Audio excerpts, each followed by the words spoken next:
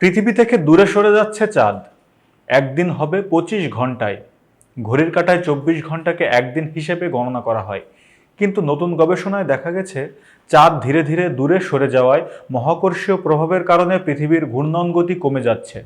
এর ফলে পৃথিবীর দিনের সময় ধীরে ধীরে বাড়ছে।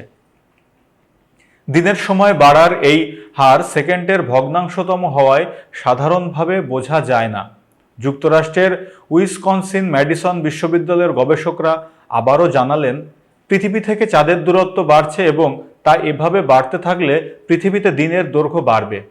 তবে তা কয়েক মিনিট নয়, পুরো 1 ঘন্টা, অর্থাৎ একদিনের দৈর্ঘ্য 24 ঘন্টা থেকে বেড়ে হবে 25 ঘন্টা। যদিও সেই দীর্ঘদিনের জন্য অপেক্ষা করতে হবে প্রায় 20 কোটি বছর। সম্প্রতি নতুন এই গবেষণার তথ্য জানিয়েছেন ডেইলি মেইল।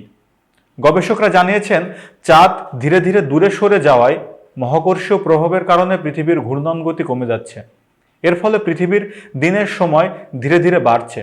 দিনের সময় বাড়ার এই হার সেকেন্ডের ভগ্নাংশতম হওয়ায় সাধারণভাবে বোঝা যায় না।